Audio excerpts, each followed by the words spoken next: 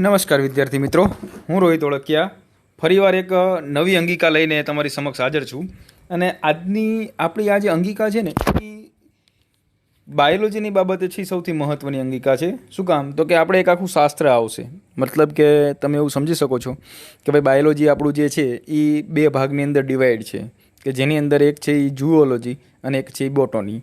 ઝૂઓલોજીની વાત કરવામાં આવે તો જેની અંદર પ્રાણીશાસ્ત્ર આવશે, જ્યારે બોટનીની વાત કરવામાં આવે તો એની અંદર છે વનસ્પતિ શાસ્ત્ર આવશે. એટલે કહેવાનો સિમ્પલ મિનિંગ એમ છે કે ભાઈ વનસ્પતિ અને વનસ્પતિની અંદર આવેલું મુખ્ય દ્રવ્ય તો હરિતકણ, મુખ્ય ઘટક હરિતકણ. આપણને ખબર છે કે મોટાભાગની વનસ્પતિ લીલા રંગની હોય છે, તો એ લીલો રંગ વનસ્પતિમાં શેના કારણે જોવા મળશે? તો આ લીલો રંગ જે છે એ વનસ્પતિમાં હરિતકણના કારણે આપણને જોવા મળે છે. તો અહીંયા કણે આજના દિવસે આપણે છે એ હરિતકણની રચના વિશે જોઈશું.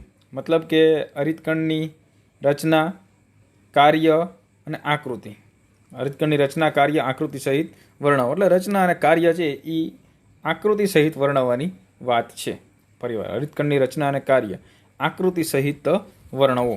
તો આ પ્રશ્ન નીટ માટે પણ આઈએમપી છે અને ગુજકેટ માટે પણ આઈએમપી છે, કે જેની અંદર ઘણી બધી વખતથી પ્રશ્ન પૂછાતા હોય છે. તો સિમ્પલ ભાષામાં આપણે કહીએ તો સૌથી પહેલાં છે એ લીલી વનસ્પતિમાં મોટા ભાગે પર્ણના મધ્ય પર્ણપેશીના કોષમાં હરિતકણ જોવા મળે છે. તો હવે અહીંયા કણે આપણા માટે એક નવી વસ્તુ એ છે કે લીલી વનસ્પતિમાં મોટા ભાગે, સમજો, લીલી વનસ્પતિમાં મોટા ભાગે પર્ણના મધ્ય પર્ણપેશીના કોષમાં, સમજો પર્ણ અને એની પણ મધ્ય એટલે વચ્ચે, બરાબર. તો જ્યારે આપણે ભેગા થઈશું રૂબરૂ ત્યારે હું તમને પૂછીશ કે ભાઈ મધ્યપર્ણ કોને કહેવાય. એ વખતે હું તમને રૂબરૂ વધારે સારા પ્રકારમાં સમજાવી શકીશ કે મધ્યપર્ણ એટલે શું. સિમ્પલ એવું સમજી લો કે ભાઈ પર્ણ છે એ પર્ણની અંદર પેશીના કોષમાં, પર્ણની જે પેશી હોય એના કોષમાં હરિતકણ જોવા મળશે. અને એ હરિતકણના કારણે છે એ તમે એવું સમજી શકો છો કે ભાઈ જે વનસ્પતિ છે એ વનસ્પતિ આપણને છે એ લીલા રંગની જોવા મળી શકે છે. હવે મહત્વનો એક વાક્યમાં પ્રશ્ન પૂછી શકાય એવો છે કે હરિતકણના આકાર, મતલબ કે હરિતકણ કેવા હોય?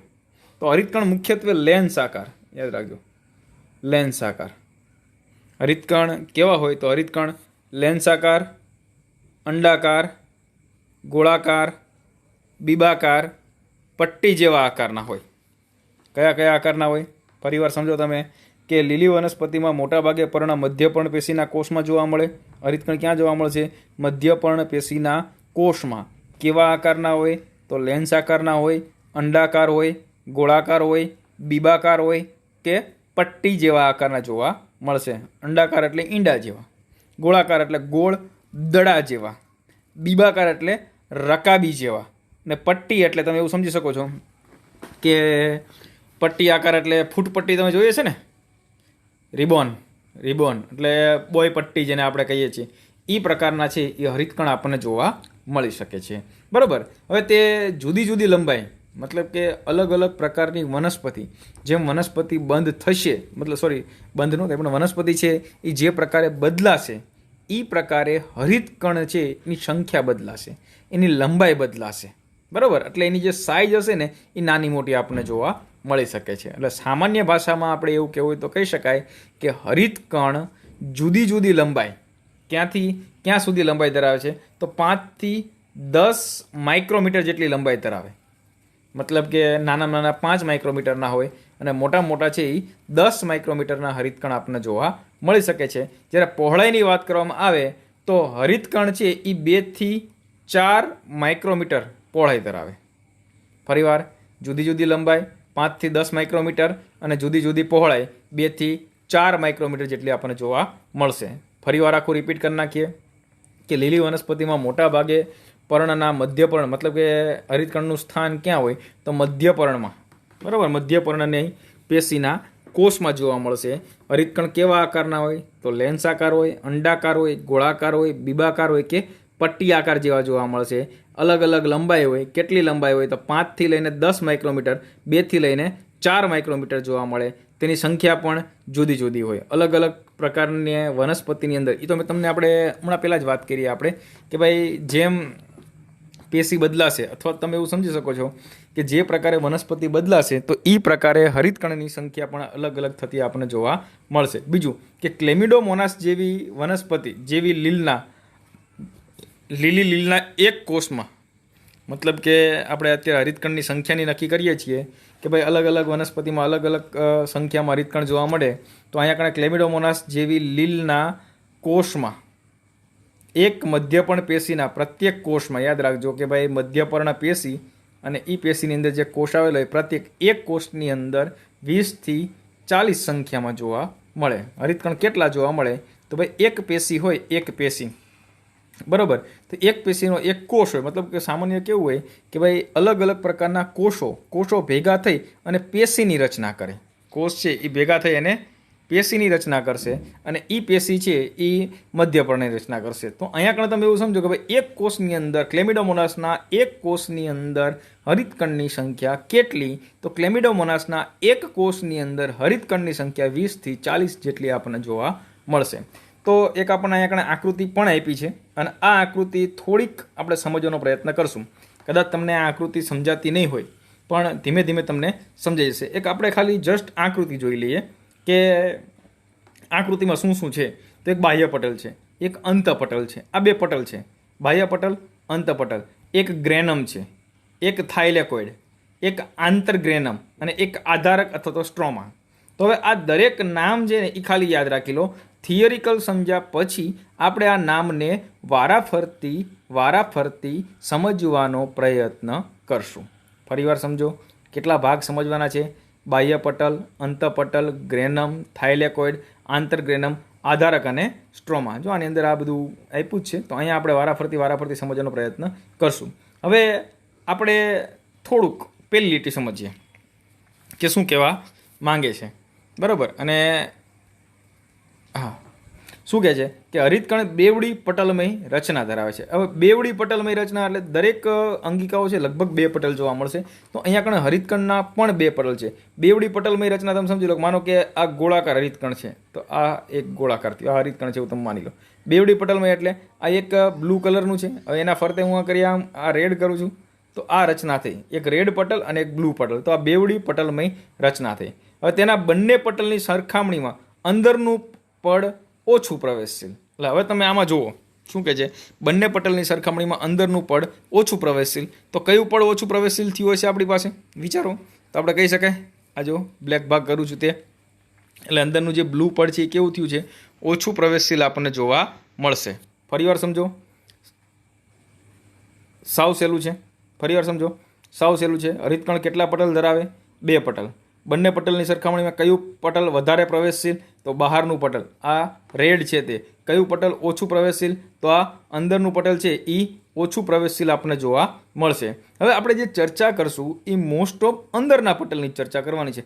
બહારના પટલની કોઈ જગ્યાએ ચર્ચા કરવાની થતી નથી. દરેક વખતે આપણે છે, કેમ કે કણાભસૂત્ર ભણ્યા ત્યારે પણ તમે જે ચર્ચા કરી છે એ ચર્ચા અંદરના પટલની જ કરી છે, બહારના પટલની કરી નથી. હવે તમે સમજો કે અહીંયા કણે આપણને શું કહેવા માંગે છે. એકદમ ઇઝી વસ્તુ છે કે હરિતકણના અંદરના પટલથી ઘેરાયેલ અંત અવકાશ ને સ્ટ્રોમા અથવા આધારક કહેવાય.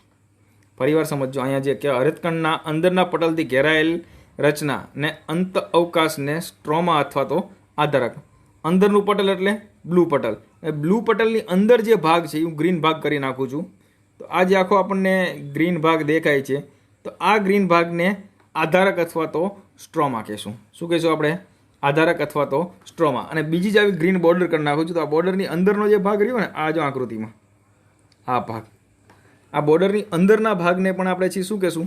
આધારક અથવા તો સ્ટ્રોમા તરીકે ઓળખવામાં આવે. જો વારાફરતી આ શબ્દ સમજજો ભાઈ. કોને સ્ટ્રોમા કહેવાય, કોને ગ્રેનમ કહેવાય, કોને થાઇલેકોઇડ કહેવાય, કોને આંતરગ્રેનમ પટલ કહેવાય, બરાબર. આ બધી વસ્તુ બહુ મહત્ત્વની વસ્તુ છે.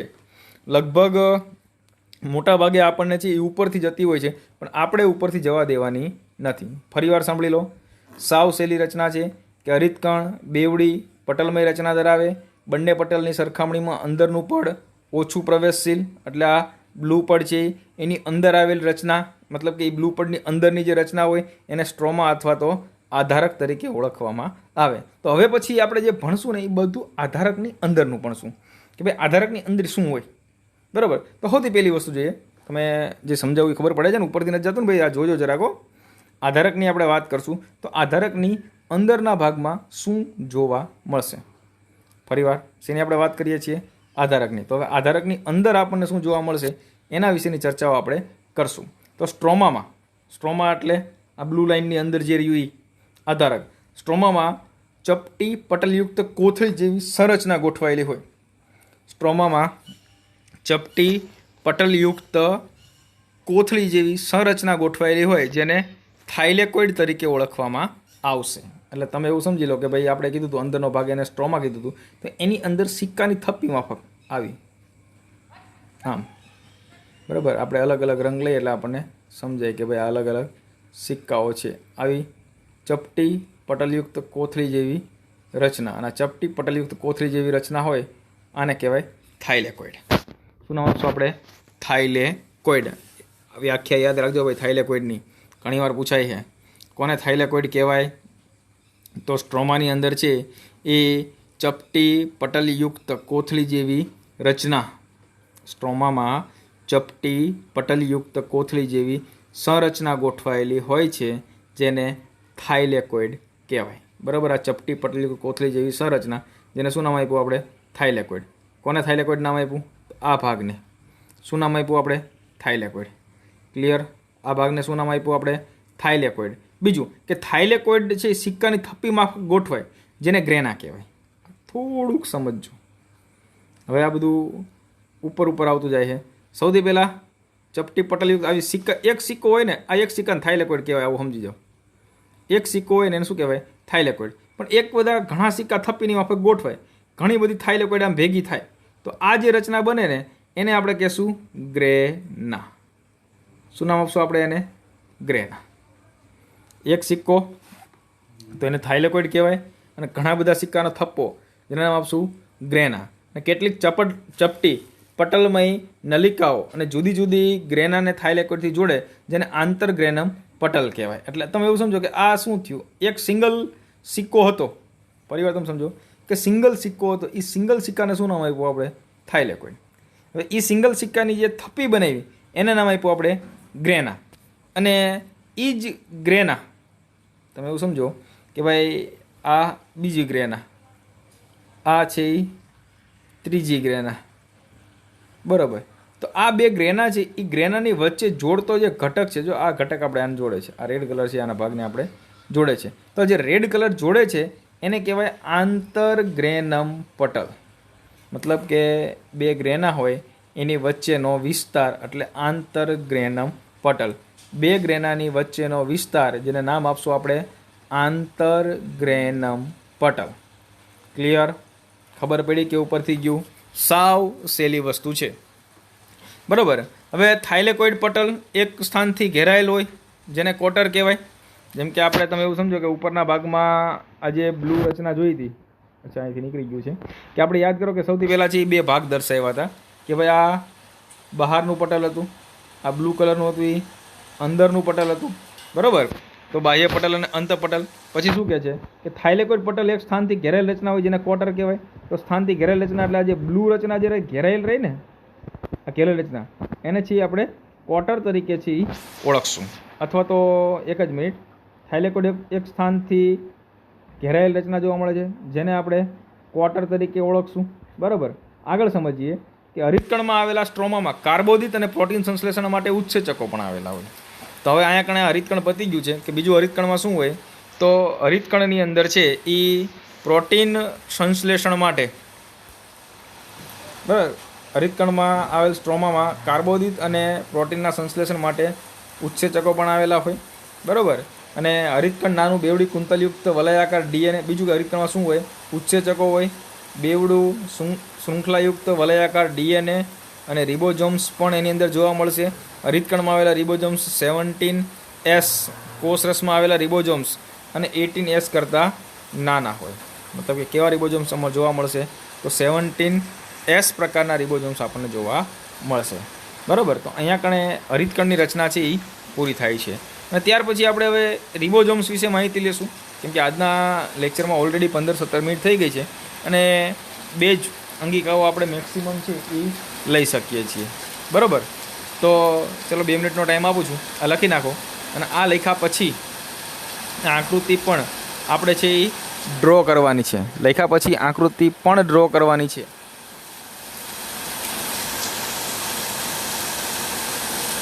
ચલો પેલા લખી નાખો, 2 મિનિટ રાખું છું.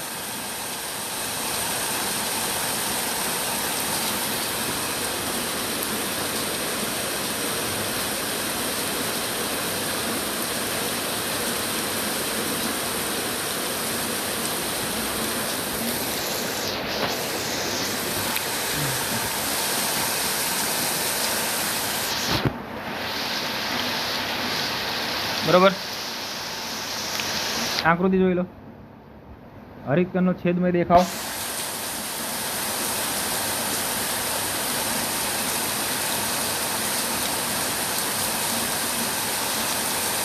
શબ્દ ખાસ યાદ રાખજો. તમને ખબર પડી જોઈએ કોને બાહ્ય પટલ કહેવાય, કોને અંતઃપટલ કહેવાય, કોને ગ્રેનમ કહેવાય, કોને થાઇલેકોઇડ કહેવાય, કોને આંતરગ્રેનમ કહેવાય, કોને આધારક કહેવાય, કોને સ્ટ્રોમા કહેવાય.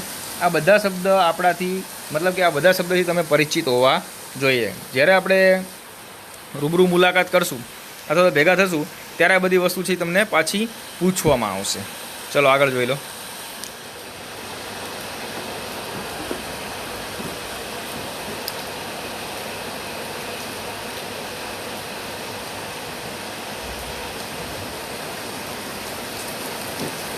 બાકી નાખો. ચલો 2 મિનિટ એમનામ છે, 2 મિનિટ રાખું છું, લખી નાખો.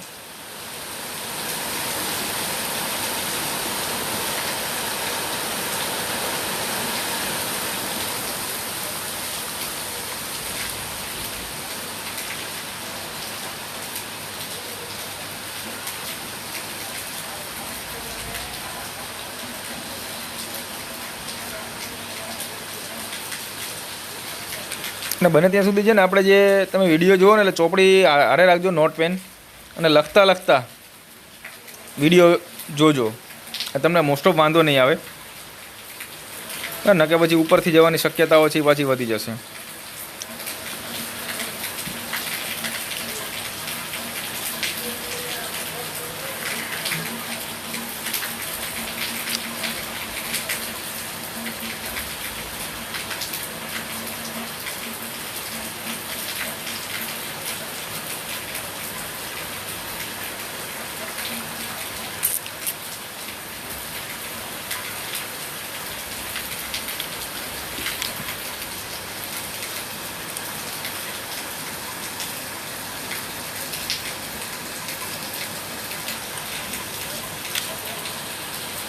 હવે આપણે નેક્સ્ટ અંગિકા જોઈ લઈએ. બસ આ આપણી લાસ્ટ અંગિકા છે કે અને ત્યાર પછી છે એ કાલના દિવસે અંતકોષરસ કંકાલ વિશે આપણે જોશું. તો હવે શોર્ટ ટાઈમની અંદર આ ચેપ્ટર પણ પૂરું થવાનું છે. ચેપ્ટર પૂરું થાયના અંતે આપણે લગભગ ટેસ્ટનું આયોજન છે એ કરશું. બરાબર, એ વાત પછી છે. અત્યારે જોઈ લો કે રિબોઝોમ્સ વિશે ટૂંકમાં માહિતી આપો કે રિબોઝોમ્સ અત્યાર સુધીમાં આપણે જે આગળ રિબોઝોમ્સ ભણ્યા હતા ને એ 17S પ્રકારના રિબોઝોમ્સ ભણ્યા હતા, યાદ કરો. અને સૌથી પહેલી એ જે રિબોઝોમ્સ હતા ને એ કયા કોષ માટેના રિબોઝોમ્સ હતા? તો એ આદિ કોષ કેન્દ્રીય કોષ માટેના રિબોઝોમ્સ હતા. શેના માટેના હતા? આદિ કોષ કેન્દ્રીય કોષ વિશેના. અને અત્યારે જે આપણે રિબોઝોમ્સ ભણીએ છીએ એ કયા રિબોઝોમ્સ ભણીએ છીએ? તો એ રિબોઝોમ્સ છે સુકોષ કેન્દ્રીય કોષ, જેને આપણે યુકેરિયોટિક કોષ તરીકે પણ ઓળખી શકીએ છીએ. એટલે કહેવાનો મતલબ કે અત્યારની જે રચના છે આ યુકેરિયોટિક કોષ વિશેની રચનાઓ છે એ આપણે સમજવાનો પ્રયત્ન કરી રહ્યા છીએ. તો થોડુંક આપણે પ્રશ્ન ઉપર જોઈએ કે ભાઈ શું છે. તો રિબોઝોમ્સ વિશે ટૂંકમાં માહિતી આપો. તો સૌથી પહેલાં જ્યોર્જ પેલેડ, આ વૈજ્ઞાનિકનું નામ યાદ રાખજો ભાઈ, પરીક્ષામાં ઘણી વખત. જ્યોર્જ પેલેડે 1953માં ઇલેક્ટ્રોન માઇક્રોસ્કોપ દ્વારા, ફરીવાર સમજો કે જ્યોર્જ પેલેડ નામના વૈજ્ઞાનિકોએ 1953માં ઇલેક્ટ્રોન માઇક્રોસ્કોપ દ્વારા સઘન કણિકામય રચનાનું, જ્યોર્જ પેલેડે 1953માં ઇલેક્ટ્રોન માઇક્રોસ્કોપ દ્વારા સઘન કણિકામય રચનાનું સૌ પ્રથમ અવલોકન કર્યું. ફરીવાર સમજો શું કહે છે કે જ્યોર્જ પેલેડ, જેને 1953માં ઇલેક્ટ્રોન માઇક્રોસ્કોપ દ્વારા સઘન કણિકામય રચનાનું સૌ પ્રથમ અવલોકન કર્યું. અને આ અવલોકન એટલે તમે એવું સમજો ને કે ભાઈ સઘન કણિકામય રચના જેને આપણે છે એ રિબોઝોમ્સ તરીકે છે એ ઓળખી શકીએ છીએ. હવે રિબોઝોમ્સની અંદર શું હોય, શેની રચના હોય? તો રિબોઝોમ્સ છે એ રિબો ન્યુક્લિક એસિડ RNA અને પ્રોટીનથી બનેલી રચના છે. રિબોઝોમ્સ શેનાથી બનેલી રચના છે? તો RNA અને પ્રોટીનથી બનેલી રચના. અને બીજું કે પટલ યુક્ત અંગિકા છે કે પટલ વિહીન? તો એકમાત્ર એવી અંગિકા જે પટલ વિહીન છે. સામાન્ય રીતે આદિકોષ કેન્દ્રીય કોષની અંદર જે રિબોઝોમ્સ આવેલા હતા, આદિકોષ કેન્દ્રીય કોષના રિબોઝોમ્સ, એ પણ પટલ વિહીન જ હતા અને આ પણ પટલ વિહીન જ છે. તો સામાન્ય રીતે આપણે એવું કહેવું હોય તો કહી શકાય કે સુકોષ કેન્દ્રીય કોષની અંદર આવેલી પટલ વિહીન અંગિકાનું નામ જણાવો. આ સમજો, જો પ્રશ્ન બહુ ટફ છે કે ભાઈ સુકોષ કેન્દ્રીય કોષની અંદર આવેલી પટલ વિહીન અંગિકાનું નામ જણાવો. તો શું નામ આવશે? રિબોઝોમ્સ. ફરીવાર, સુકોષ કેન્દ્રીય કોષની અંદર આવેલી પટલ વિહીન અંગિકા, અને એ પટલ વિહીન અંગિકા એટલે કયું આવશે? રિબોઝોમ્સ આપણે કહી શકાય. બીજું કે સુકોષ કેન્દ્રીય રિબોઝોમ્સ કેવા હોય? તો 18S પ્રકારના. સુકોષ કેન્દ્રીય કોષના રિબોઝોમ્સ કેવા જોવા મળશે આપણને? 18S પ્રકારના. જ્યારે આદિકોષ કેન્દ્રીય રિબોઝોમ કેવા હતા? તો 17S પ્રકારના. તો હવે આપણા પાસે આ પ્રશ્ન એ છે કે ભાઈ 18S અને 17S શું છે? બરાબર, 18S અને 17S શું છે? તો આ જે S છે ને, એ S છે એ સ્વેડબર્ગ છે એકમ. શું છે? આને સ્વેડબર્ગ તરીકે ઓળખવામાં આવે. હવે અહીંયા આપણે બે ભાગ પાડી દઈએ અને આ ભાગની અંદર છે એકમાં 17S લઈ લઈએ. આ 17S એટલે તમે એવું સમજી શકો છો કે ભાઈ આદિકોષ કેન્દ્રીય રિબોઝોમ્સ છે, અને આને આપણે અહીંયા કહી દઈએ 18S અને આ સુકોષ કેન્દ્રીય રિબોઝોમ્સ છે. રિબોઝોમ્સ બે જ પ્રકારના આવે છે, એક 17S અને એક 18S. પણ તમારે યાદ રાખવા માટે આ શરૂઆતનું નાના કોષ હોય, આ કોષની સંખ્યા મોટી હોય, વિકસિત હોય, એટલે અહીંયા કણે 80S યાદ રાખવાનું અને અહીંયા કણે છે 17S યાદ રાખવાનું. બીજું કે આ એસનો મતલબ થશે એકમ, આ જથ્થો દર્શાવે છે. અને એ જથ્થો શું છે? તો સ્વેડબર્ગ. એનો મતલબ શું છે? એકમ, જથ્થો દર્શાવે છે. જથ્થો શું છે? તેને આપણે સ્વેડબર્ગ એકમ તરીકે ઓળખવામાં આવે કે અવસાદન પ્રમાણને રજૂ કરે છે. તેનું તે કદ અને ઘનતાનું માપ છે. ભાઈ કેટલા કદના એકમ છે એના ઉપર ડિપેન્ડ કરશે. હવે 17S રિબોઝોમ્સ પેટા એકમ અને 18S રિબોઝોમ્સ બે પેટા એકમ ધરાવે છે. બંનેના છે એ બે પેટા એકમ આપણને જોવા મળશે. એ પેટા એકમ વિશે પણ આપણે જ્યારે રૂબરૂ મળશું ત્યારે આના વિશે આપણે ચર્ચાઓ કરશું. ચાલો મિત્રો, આટલી વસ્તુ લખી નાખો. આઈ હોપ કે તમને આ વિડીયોની અંદર છે એ બધી વસ્તુની માહિતી મળી ગઈ હશે, સમજાઈ ગયું હશે, કોઈ જગ્યાએ કંઈ તકલીફ પડી હશે નહીં. પણ તેમ છતાંય જો કંઈ તકલીફ લાગે તો આપણે તમને કીધું છે કે ભાઈ તમારે ચોપડો બનાવીને રાખવાનો છે અને નીચે અંડરલાઇન કરીને રાખવાની છે, અને જ્યારે આપણે ભેગા થશું ત્યારે આનું સોલ્યુશન લાવી આપશું. ચલો, જય હિન્દ, જય ભારત.